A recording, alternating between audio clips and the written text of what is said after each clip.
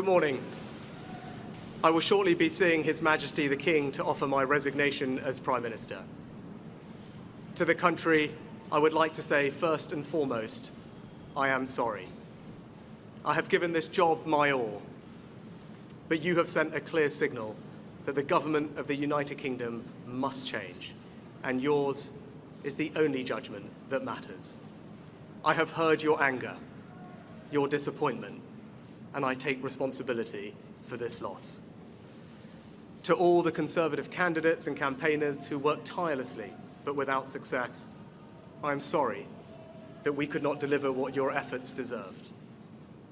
It pains me to think how many good colleagues who contributed so much to their communities and our country will now no longer sit in the House of Commons.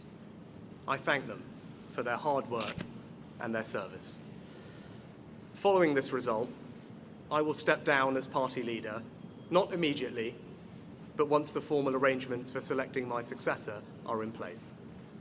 It is important that after 14 years in government, the Conservative Party rebuilds, but also that it takes up its crucial role in opposition professionally and effectively. When I first stood here as your Prime Minister, I told you the most important task I had was to return stability to our economy. Inflation is back to target, mortgage rates are falling, and growth has returned. We have enhanced our standing in the world, rebuilding relations with allies, leading global efforts to support Ukraine, and becoming the home of a new generation of transformative technologies. And our United Kingdom is stronger too, with the Windsor Framework, devolution restored in Northern Ireland, and our union strengthened. I'm proud of those achievements. I believe this country is safer, stronger, and more secure than it was 20 months ago. And it is more prosperous, fairer, and resilient than it was in 2010. Whilst he has been my political opponent, Sir Keir Starmer will shortly become our Prime Minister. In this job, his successes will be all our successors, and I wish him and his family well. Whatever our disagreements in this campaign, he is a decent, public-spirited man who I respect. He and his family deserve the very best of our understanding as they make the huge transition to their new lives behind this door, and as he grapples with this most demanding of jobs in an increasingly unstable world.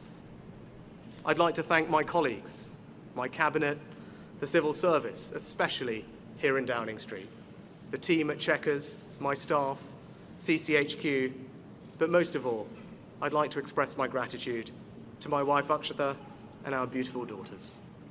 I can never thank them enough for the sacrifices they have made so that I might serve our country.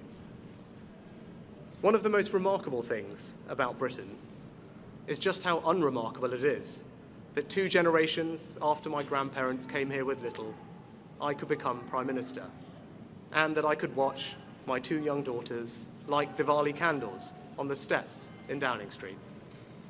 We must hold true to that idea of who we are, that vision of kindness, decency, and tolerance that has always been the British way.